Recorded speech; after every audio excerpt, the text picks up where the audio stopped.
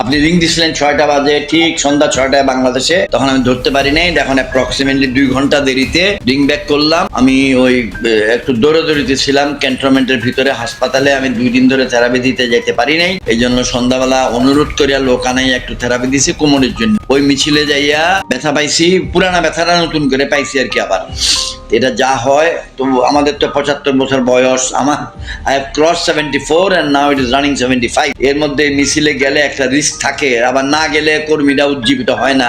আমি অ্যাকচুয়ালি আজকে আপনার সাথে একটু আলাপ করতে চেয়েছি, একটা দাবি নিয়ে আপনার সাথে আমি একটু আলাপ করতে চেয়েছি একটা বিষয়। জি, আপনি মেহরবানি করে বলেন, কাইন্ডলি বলেন। আমি দাবিটা আমার হচ্ছে যে আপনি একজন মুক্তিযোদ্ধা, যেহেতু আপনি একজন মুক্তিযোদ্ধা, আমি একজন মুক্তিযোদ্ধার সন্তান হিসেবে আপনার কাছে এই দাবিটা করছি। দাবিটা হচ্ছে যে আপনি এবং আমার বাবা, আপনারা যখন যুদ্ধ করেছিলেন, আপনারা একটা আশা, একটা আকাঙ্ক্ষা নিয়ে যুদ্ধ করেছিলেন। আপনাদের যে আশা আকাঙ্ক্ষা বিভিন্ন সময় কতটুকু কি হয়েছে আমি অত ডিটেইলে যাব না।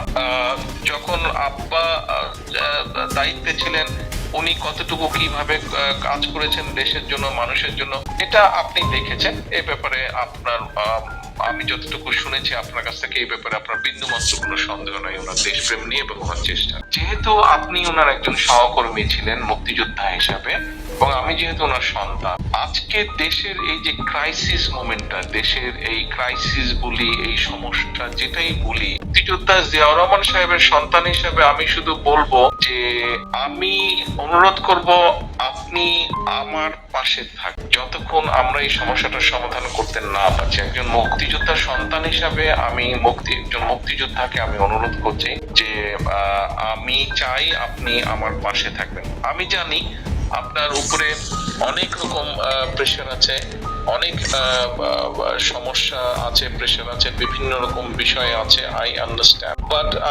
আপনারা যুদ্ধ করেছিলেন অস্ত্র হাতে, সেই সুযোগ আমাদের হয়নি, বাট সিমিলার সর্ট অফ একটা সুযোগ আমার কাছেও এসেছে।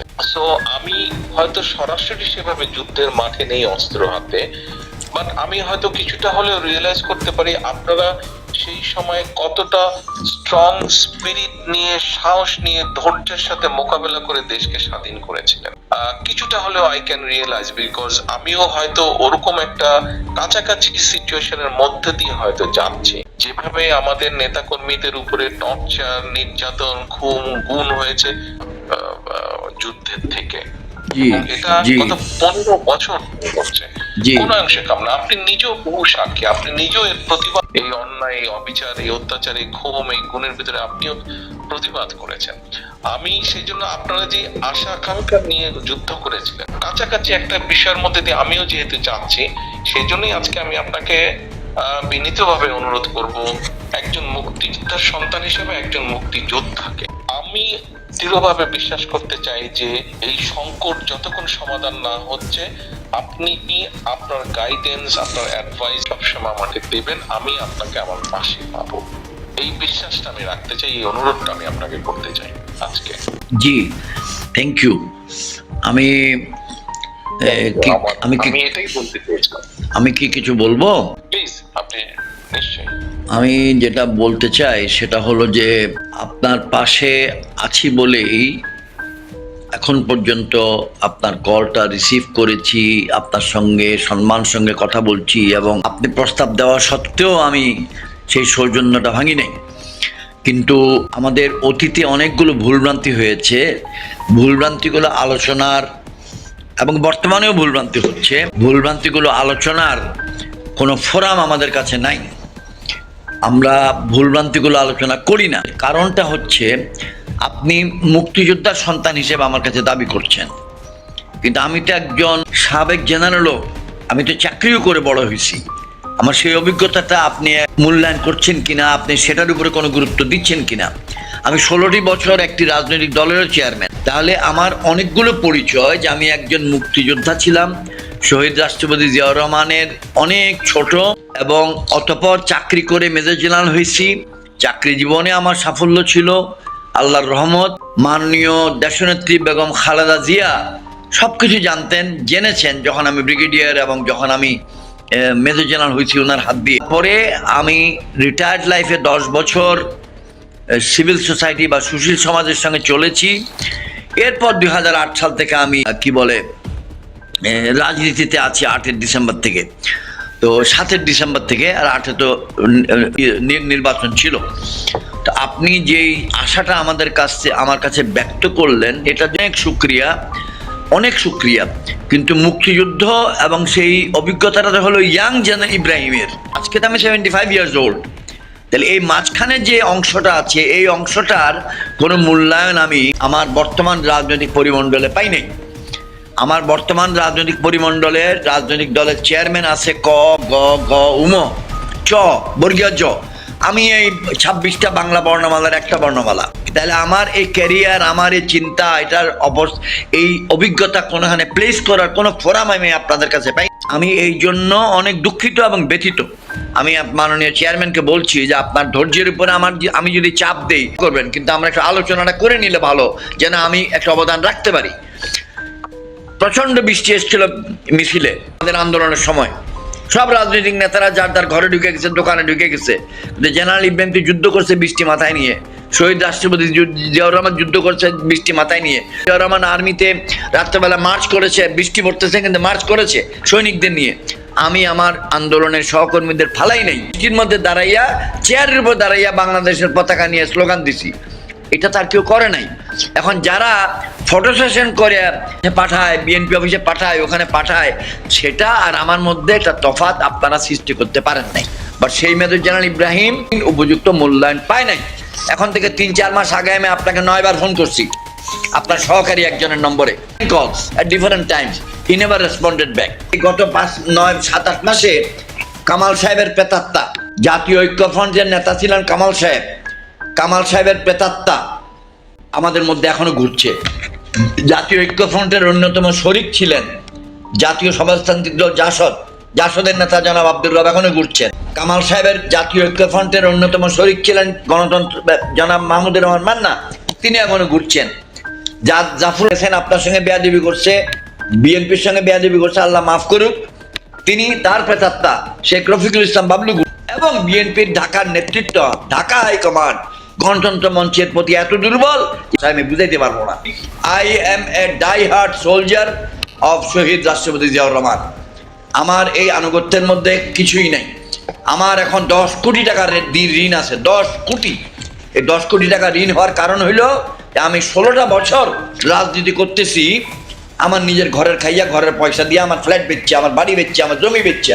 কারণ একটা পয়সা এই বাংলাদেশে আমাকে কেউ কোনোদিন দেয় নাই, কোনোদিন কেউ জিজ্ঞাসা করে নাই, কথাও বলে নাই একদম। So we are living a very difficult life.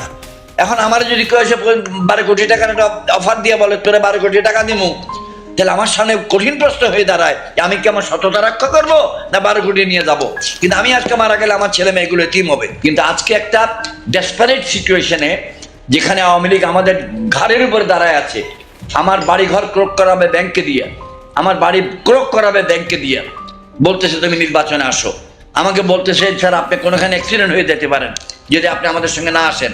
আমি সেই লোভ লালসা রেজিস্ট করে চলতেছি। তারা বলছে আপনার এত কোটি টাকার লোন আছে, এই লোনের জন্য আপনার বাড়িটা ক্রোক করা হবে, আপনার 3টা ফ্ল্যাট আমরা ক্রোক করাই দিব। এত কিছুর মধ্যে আমরা বেঁচে আছি। আমি 16 বছরে কোনো বিজনেস করি নাই, তাহলে আমি চলি কেমনে? How do I run my family? আমি ধার করে দেনা করে রাজনীতি করি আর আমার পরিবার চালাই। আমার ছেলে চাকরি করে বলে চলে, আমার 50,000 টাকা ভাড়া পাই বাড়ির, এটা দিয়ে আমার পরিবার চলে। আমি চড়ি একটা পুরানা করলা গাড়িতে, আমার কোনো জিপ নাই। কই আমি তো এগুলো নিয়ে চিন্তা করি না। কেন? আমি শহীদ জিয়ার মতো চলি। উনি যেমন এক সুটকেসে চলতেন, আমি এক সুটকেসে চলি। উনি যেমন পায়ে হাঁটতেন, আমি এক পায়ে হাঁটি। উনি যেমন সবজি খাইতেন, আমি সবজি খাই। আমার নেতা শহীদ জিয়া, শহীদ জিয়া, শহীদ Zia. I have never had any doubt in my life. আমি অনেক বলে ফেলছি, আই অ্যাপোলোজাইজ। আমি ক্ষমা প্রার্থী। আমার কথায় যদি আপনি মনে কষ্ট পেয়ে থাকেন, আমার দৃঢ় বিশ্বাস আপনাকে গত 12 বছরে কেউ এত ন্যাংটা ভাবে কোনো কথা বলে নাই। আপনি যদি শেষ করে থাকেন তাহলে আমি অল্প, আপনি অল্প বলেন বেশি বলেন, আমরা একদম ধৈর্যের সঙ্গে শুনবো। You are the leader without any doubt. কিন্তু ফলোয়ারকে তো আপনি স্পেস দিতে হবে। আমি এটাই সারমর্ম বুঝাইতে চাইছি। যে there is so much of hotchpotch going on. Well, আপনি যে কথাগুলো বলেছেন এর অলমোস্ট বলা যায় ম্যাক্সিমাম কথাই যে আমি জানি না বা আমার সাথে কারো আলাপ হয়নি, নট দ্যাট। আপনার নিজস্ব কিছু কথাগুলো এগুলা যেটা আপনি আপনার মনে আছে আপনি সেটা বলেছেন, বাট ওভারঅল সিচুয়েশন সম্পর্কে কম বেশি একটা ধারণা আছে। ইটস নট দ্যাট যে কেউ এই কথাগুলো আলাপ হয় না, বাট আমি কোনোটারই উত্তর দিতে চাচ্ছি না। আপনি যেটা বলেছেন, of course you have all the rights to explain yourself, all the rights to share what you have inside your heart. আমি শুধু এইটুকু বলবো যে আপনি শেষে একটা কথা বলেছেন, কিছু লিমিটেশনের কথা বলেছেন। আমারও কিন্তু লিমিটেশন আছে, 6000 মাইল এবং 6 আওয়ার্স ডিফারেন্স। আর তারপরে যেগুলো আপনি বলেছেন সেগুলো তো আছেই। তো এখন আপনার সাথে বা আমি দায়িত্ব পেয়েছি কোন সিচুয়েশনে কি প্রেক্ষাপটে, এটা আপনার ধারণা আছে। আমি আপনার কোনো কথার, আমি আপনার সব কথাগুলো একসেপ্ট করে নিচ্ছি, মেনে নিচ্ছি। আমি ওটার বিপরীতে কোনো কিছু আমি বলছি না। আমি শেষে শুধু এতটুকুই বলবো আপনার কাছে, I have made an appeal to you, rest is to you to decide. Allah আমাদের উভয়কে সহায়তা করুন। আল্লাহ, জি জি জি। আমাদের আগে যুদ্ধ করতে পারেন, আপনি যে এক্সপেকটেশন করেছেন করতেই পারেন, আপনি বিএনপির সাথে থাকার পরে যে এক্সপেকটেশন করতেই পারেন, বাট আমাকেও কি সিচুয়েশনে, কি প্রেক্ষাপটে, কি ডিফিকাল্টিজ এর ভিতরে কি করতে হয়েছে হয়তো আপনি কিছুটা বুঝতে পেরেছেন, যেটা আপনি নিজের কথা থেকে বললেন। তা আমি আপনার কোনোটাই, আমি আপনার কথার কোনোটাই আমি উত্তর দিতে চাচ্ছি না। অফকোর্স যেহেতু আমি বলেছি যে এগুলো আপনার কথা, you have all the right to say this things. আমি শুধু এতটুকু বলবো, আমি আপনার কাছে একটা অ্যাপিল, অনুরোধ একটা করেছি আপনার কাছে, and rest is up to you. জি, অনেক শুকরিয়া, অনেক শুকরিয়া। আমি জি যেটা বিশ্বাস করি আমি সেটা বলেছি। জি জি। আর আপনি যেটা মূল্যায়নের কথা বললেন, কথা হচ্ছে যে আমি, আমার নেতা বলেন, আমার সাথে দলের সাথে যারা আছে, এরকম বহু নেতার মূল্যায়ন হয়তো করা সম্ভব হয়নি। ভবিষ্যতে যদি আল্লাহ চায় তো ইনশাল্লাহ আমার দলের যদি কোনো সুযোগ আসে, তখন I will be able to show people যে আমি কিভাবে সম্মানিত ব্যক্তি যারা, তাদেরকে কিভাবে মূল্যায়নের চেষ্টা করি বা করতে পারি। সেটা তো আমি এখন বলেও লাভ হবে না, because I can't show you now that. আর আপনি যেটা বললেন আপনার পার্সোনাল কিছু বিষয়ের কথা, যে লোন আছে, এই আছে, ওই আছে, বা ওরা কি করছে, হ্যাঁ সেটা করছে, সেটা শুধু আপনি একা না, সেটা অনেকেই করছে। তারা যাকে যাকে প্রয়োজন মনে হচ্ছে, যাকে যেটাকে সম্ভব হচ্ছে, সবাইকে তারা করছে। আমাদের দলের লোকজন হোক, সেটা অন্য লোকজন না হোক, সমর্থক হোক, তাদেরকেই করছে। এটাও তারা সবার সাথেই করছে। আপনার তো বাড়ি আছে, সেটা নিয়ে নেবে। আমার তো বাড়ি অলরেডি ভেঙে চুরে শেষ করে দিয়েছে। আমার তো ঢাকা শহরে থাকার জায়গা নাই। ঢাকা শহরে এই মুহূর্তে, আমি জানি না আপনি এটা আপনি জানেন কিনা বা বিশ্বাস করবেন কিনা, ঢাকা শহরে আমার কোনো জমি নেই, আমার কোনো বাড়ি নেই, আমার কোনো অ্যাপার্টমেন্ট নেই ঢাকা শহরে। আমার জমি থাকার মধ্যে বগুড়া শহর না, শহর থেকে প্রায় 10 কিলোমিটার 12 কিলোমিটার দূরে আমার একটা 6 বিঘা জমি আছে। পৃথিবীর আর কোথাও কোনো আমার জমি নেই, কোনো বাড়ি নেই, কোনো অ্যাপার্টমেন্ট নেই আমার। এতটুকু আমি বলতে পারি আপনাকে। তো এটা আমি কথা আসলো বলে আমি কথা বললাম। জি জি জি জি জি জি জি জি জি। আলোচনার বিষয় হলো আপনি একটা অ্যাপিল করেছেন এবং আপনি আমার উপর ছেড়ে দিয়েছেন বিবেচনার জন্য। I am grateful to you. এখন আমাদেরকে মেহরবানি করে একটু হালকা, একটু মাথা ঠান্ডা, আমি আমারটা আগে ঠান্ডা করে নিই, তারপর আপনাকে অ্যাপিল করি যে আন্দোলন আমাদের ভবিষ্যৎ নিয়ে একটু আশা ভরসা দেন। আমি ইব্রাহিম, আমি যেটা বুঝি যে হ্যাঁ, আপনি যেটা বলছেন হরতালের যে চিত্র আপনি দিয়েছেন, আমি আপনার সাথে ডিসএগ্রি করবো না। আজকের হরতাল খুবই খারাপ হয়েছে, বাট এটাও তো আমাদেরকে বুঝতে হবে যে গভর্নমেন্ট যেইভাবে পুলিশ, র্যাব, মিডিয়া সবকিছু যেইভাবে টর্চার করছে, এভরিডে আমাদের মানুষজন গ্রেফতার করছে। আমার ঢাকা দক্ষিণ থেকে বাইনাও প্রায় 700-র মতন নেতা কর্মী গ্রেফতার করেছে। উত্তরেও কম বেশি এইরকম অবস্থা হয়েছে, তারপরে পিটাচ্ছে, মারছে। এরপরেও যে মানুষগুলো বের হয়ে, এরপরেও যে আপনারা বের হচ্ছেন, করছেন, এইটাও অনেক বড় আমি মনে করি। এবং এইটা কিন্তু আজকে থেকে না, আপনি নিজেই বললেন গত 16 বছর ধরে, গত 15-16 বছর ধরে, 17 বছর 111 থেকে বেসিক্যালি শুরু হয়েছে। বিএনপির নেতা কর্মীদের উপরে যে টর্চারটা শুরু হয়েছে, এটা সাক্ষী তো আপনি নিজেই, দেশগ্রামে তো আপনি যাচ্ছেন, দেখছেন আপনি। তো এখন পুরো স্টেট মেশিনারি, আমি যদি বলি যে আপনাকে যারা প্রেসার দিয়েছে, আপনাকে যারা এসে বলেছে, এদের কাজ তো এইটা না। এদের কাজ হচ্ছে স্টেটের ওয়েলবিং দেখা, কিন্তু এরা এখন কি করছে, এরা পলিটিক্যাল পার্টি ফর্ম করার চেষ্টা করছে ফর দেয়ার পারপাসই বলবো আমি। তো পলিটিক্যাল পার্টি ফর্ম করছে। এদের কাজ হচ্ছে কি, এদের কাজ হচ্ছে বিএনপি বা বিএনপির অ্যালায়েন্স আপনারা যারা আছেন তাদেরকে ভয় ভীতি দেখানো। এদের কাজ হচ্ছে বিএনপির নেতাদের কার কোথায় কি প্রবলেম আছে সেটা বের করে তাকে বিপদে ফেলা, টপ টু বটম, প্রত্যেকটা ইচ এন্ড ইন্ডিভিজুয়াল, প্রত্যেকটা নেতা কর্মী সমর্থক সবার ক্ষেত্রে। তো একটা জিনিস আপনি চিন্তা করে দেখেন ইব্রাহিম ভাই, হাসিনা আসার আগে 2 বছর তো কম বেশি হয়েছে, হাসিনা আসার পর থেকে পুরা স্টেট মেশিনের, আপনি ডিজিএফআই বলেন, এসবি বলেন, ডিবি বলেন, এনএসআই বলেন, if there are any other organization, সেটা বলেন, র্যাব বলেন, পুলিশ বলেন, ইনকাম ট্যাক্স বলেন, জুডিশিয়ারি বলেন, you name any government department, election commission বলেন, দুদক বলেন, এনি টিকেট, এরা তো কেউ দেশের কোনো কাজ করছে না। তো ওদের একটাই কাজ গত 15 বছর ধরে ওরা করছে, যে কিভাবে অপোজিশন, এবং ইট ইজ অনলি বিএনপি বা বিএনপির সাথে যারা আছে এদেরকে ক্র্যাশ করে দেওয়া যায়, একটাই কাজ করছে। তো আপনারা সকলে মিলে গত 15 বছর ধরে আপনারা স্টেট মিশনের বিরুদ্ধে যুদ্ধই করছেন। আমি তখন বলেছিলাম একটা কথা, যে যুদ্ধ থেকে কম কিছু না। আপনি জিয়াউর রহমান সাহেব সহ আপনারা যারা 71 সালে যুদ্ধ করেছিলেন, এখন যেই 15 বছর ধরে হচ্ছে সেটা কিন্তু যুদ্ধ থেকে কম কিছু না। আপনি ওই দিন 28 তারিখের মিছিলে যা ও সমাবেশের সময় যা হয়েছে, গভর্নমেন্ট যা করেছে স্টেট মিশনারি, কোনোটাই যুদ্ধের থেকে কম কিছু না। এই জিনিস তো শুধু 28 তারিখে হয়নি, 28 তারিখে 10ই ডিসেম্বর হয়েছে, তার আগে বিভিন্ন সময় বিভিন্ন প্রেক্ষাপট হয়েছে।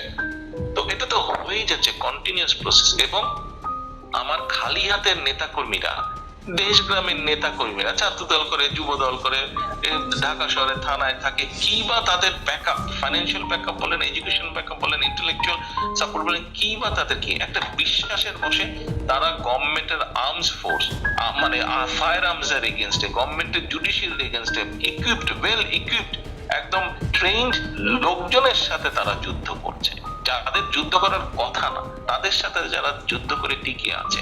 ঢাকা শহরে আপনি 100 কদম যাবেন, এক জায়গায় র্যাব বসে পাহারা দিচ্ছে, আরেক 100 কদম যাবেন পুলিশ বসে পাহারা দিচ্ছে, আরেক 100 কদম। এবং এখন কি হয়েছে, যুবলীগ ছাত্র এগুলো বাড়ি বাড়ি ঘরে ঘরে গিয়ে নিয়ে ধরে ধরে দিয়ে দিচ্ছে পুলিশের হাতে, এবং দেবার আগে রীতিমতন ফিজিক্যালি টর্চার করছে রীতিমতন, তারপরে দিয়ে দিচ্ছে। এই পুরা জিনিসটার এগেনস্টে আপনি যদি মনে করেন 2,40,00,000 লোক যেই শহরে বাস করে সেখানে একদম স্ট্যান্ড স্টিল থাকবে হরতাল, প্রত্যেকটা হরতালে, এটা তো মনে হয় ইমপ্র্যাকটিক্যাল। এই প্রেক্ষাপটে আমাদের সামনে একটি আলোকবর্তিকা হলো আপনি, because you are our leader. আপনি আছেন সেই জায়গায় শত কষ্টের মধ্যেও, আপনি একটু আমাদেরকে এই জায়গাটাতে একটু গাইডেন্স দেন।